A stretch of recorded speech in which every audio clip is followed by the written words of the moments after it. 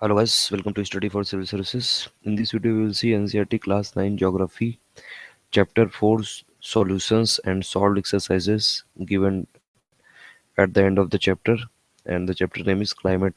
Although we cover all the solved exercises of NCERT at the end of our video, but because this chapter 4, that is Climate video, was very long, so we decided to make a separate video for the exercises.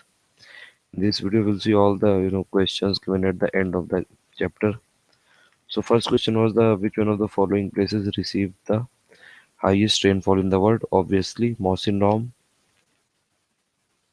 Then the wind blowing in the northern plains in the summers is known as Lu.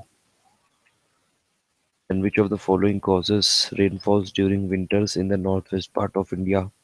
That is western disturbances which come from the Mediterranean region, and they come with the jet streams, and jet streams actually subtropical jet streams. They collect the moisture from the Mediterranean Sea, and they are very useful for the rabi crops of India, and particularly for the wheat. And then monsoon arrives in India approximately in early June. In which one of the following characterizes the cold weather season in India? It's warm day and cold night. Then the controls affecting the climate of India. There are six actually controls, but three most important are the latitude, altitude, and the pressure and winds. They are the main factors which affect the climate of the India. Now this question is asking that why does India have a monsoon type of climate? See, India comes in the ITCZ, that is Intertropical Convergence Zone. ITCZ means the northeastern wind from the northern hemisphere, and the southeastern wind from the southern hemisphere. They both converge at the region of this ITCZ. It actually is located at around 5 degree north of equator, and plus association with various other factors like El Nino, jet streams, and Coriolis force. These are the reasons for the monsoon type of climate in India. In which part of the India does experience the highest diurnal range of temperature and why? See, diurnal range means the temperature of day will be very high, means up to 50 degrees Celsius, and then the temperature of night will be very low, like up to 10 degree or 15 degree. So the difference between the day high and the night temperature is known as the diurnal range. And this diurnal range of temperature is very highest in the some parts of the deserts, that is the Thar desert, and all the other interior parts of land because of the continentality effect. So the northern west part of the India actually experiences the highest diurnal range of temperature, and this happens because of the presence of Thar desert plus continentality effect in the interior of land. See, continentality means that because lands are good heat dissipator, as well as they are good heat observer. So land actually get heated very quickly, and land release the heat also very quickly. So because of this continentality effect, the diurnal range of northwestern part of India is very high, and also because this region does not have the moderating influence of ocean, because near the coastal regions there are two types of breezes, that is the sea breeze and the land breeze. When during the daytime the land is very hot, so the wind from the sea moves toward the land, and that this is known as the land sea breeze, and it actually moderate the temperature. And during the night time, when the land dissipates the heat, at that time the land actually becomes cool very quickly. So the breeze from the land to the sea takes place, moves. So at that time land breeze moves. So that is why, because of the land breeze and sea breeze, the the the mm, climate of coastal region is very moderate, and they don't experience the diurnal range, or the biggest diurnal range. Now, which winds account for rainfall along the Malabar coast? Obviously, monsoon wind.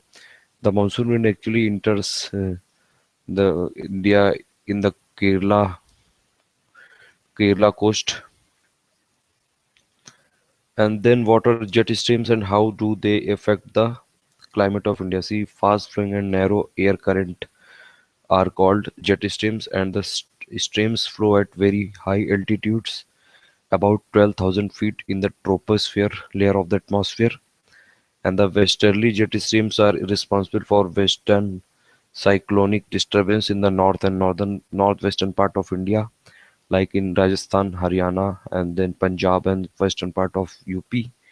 And this subtropical westerly jet streams moves north of the Himalaya with the apparent movement of the sun, and the tropical jet streams or an easterly jet streams, they blow over the Indian peninsula approximately over 40-degree north latitude during the summer months. Now define monsoon and what do you understand by the break in monsoon? See, the seasonal reversal in wind direction during a year is known as monsoon. And monsoon tends to have break in rainfall, which means that there are wet and dry spells in between. It happens because of the movement of monsoon trough. Whenever the monsoon troughs is lying along the axis, then it is having the rainfall for some days, and whenever the monsoon troughs it goes away from the axis, then the break takes place and the monsoon rains take place only for a few days at a time, and then comes the rainless intervals.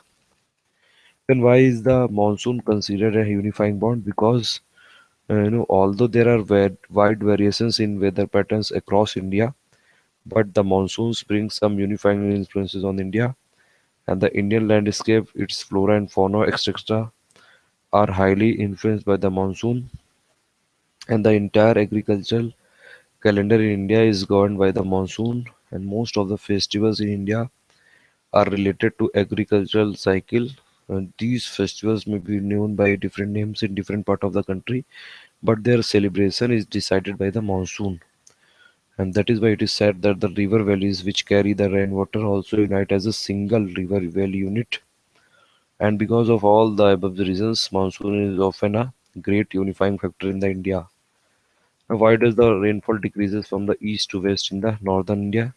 Because the Bay of the Bengal branch of the monsoon wind, whenever moved toward the northeast part of the India, it deflected westward towards the northern plains, and that is why whenever they will start moving toward the west, their moisture content tends to reduce with subsequent rain, and that is why the rainfall decreases from the east to west in the northern India, because they will keep on raining, and thereby their moisture content will keep on decreasing.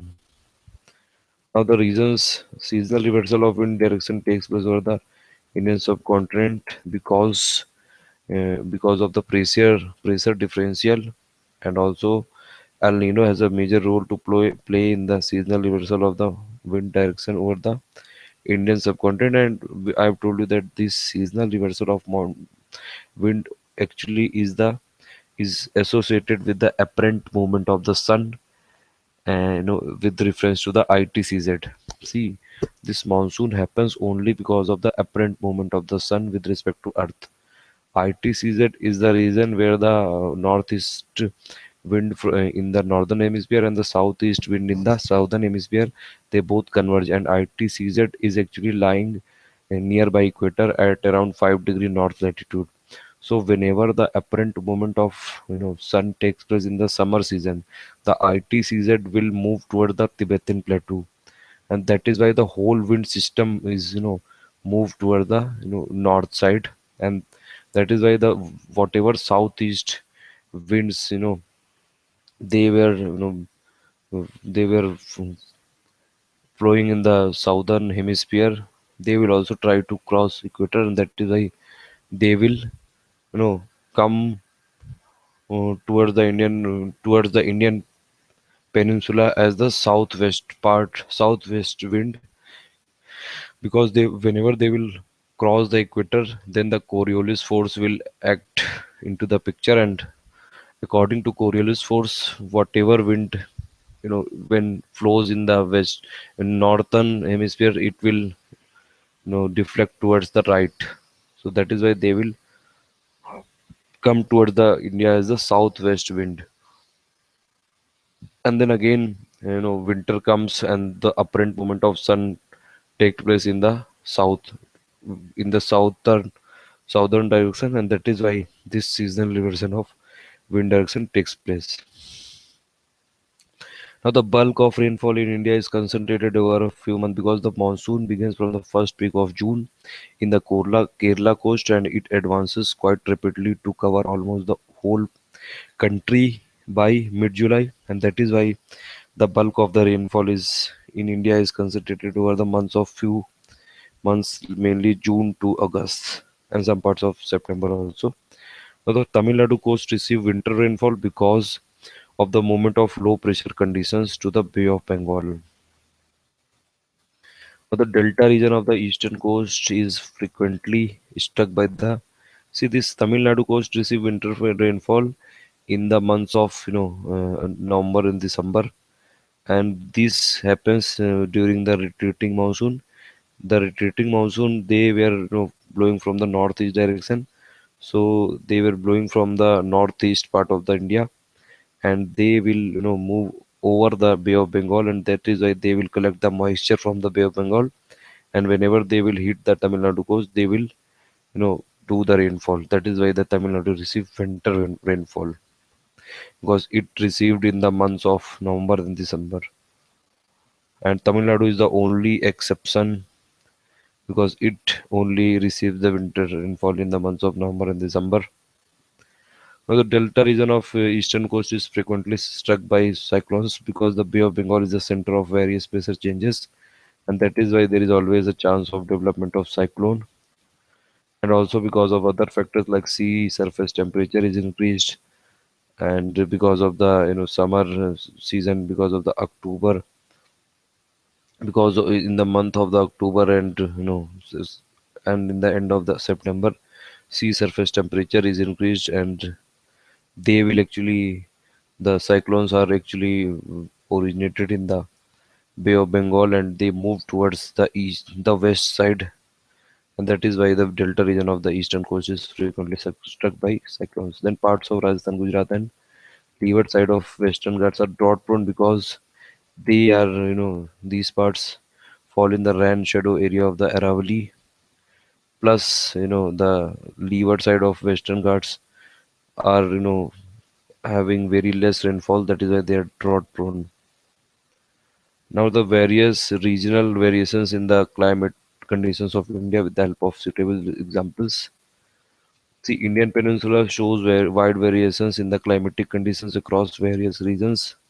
For example, during winter season, the temperature goes into negative in the Himalayan region, but in the northwestern India, temperature can range between 0 degree to 15 degree during winter, and during the same season, the temperature in Chennai it remains a comfortable 25 degrees Celsius, and the same variation can be seen in the summer as well, while the temperature in Rajasthan can hover around 47 degree, and it is comfortable 30 degree Celsius in Chennai. So there are wide variations and regional variations in the climate conditions of India, and we can see the examples.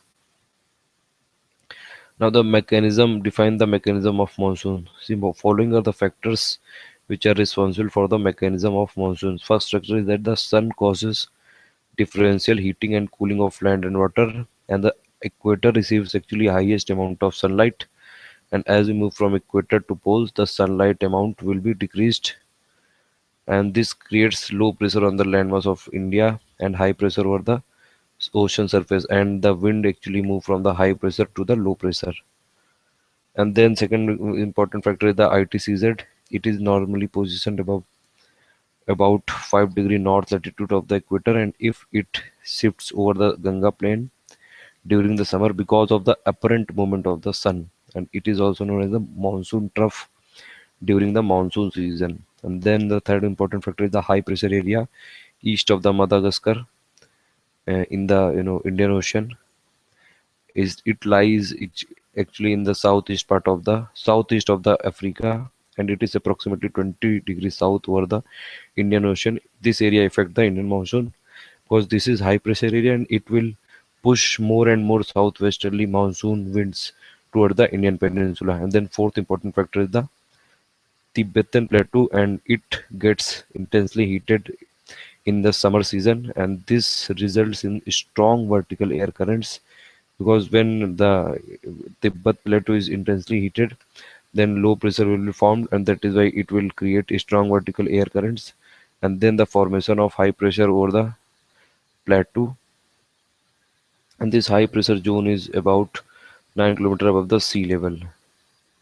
So this low pressure, created above the Tibet plateau will attract the high pressure winds which are present in the Indian Ocean. Then the westerly jet stream moved to the north of the Himalayas, and the tropical easterly jet stream moves over the Indian Peninsula during the summer. And then periodic change in pressure conditions between Pacific Ocean and Indian Ocean, and that is also known as Southern Oscillation. And so actually affect the monsoon, and they are associated with a phenomenon known as El Nino, and it is actually warm ocean currents, and it arises because of the difference in pressure between over the Tahiti or Darwin, and it is computed to predict the intensity of the monsoon. And Tahiti lies in the Pacific Ocean and Darwin in the northern Australia. So this, if this pressure difference is negative, it means a below average and late monsoon. We will see all the things related to the El Nino and La Nina in one of the videos. Then the account of weather conditions and characteristics of the cold season. See, following are the features of the cold season. First and most important factor of the cold season is that the days are warm and the nights are cool. And then the winter season begins from mid-November to February in the northern India, and December and January are the coldest month. Then temperature ranges between 10 to 15 degree in the northern plains, but these winter and all the seasons are mostly in the northern part of India, and in the southern part of India they don't have very much effect.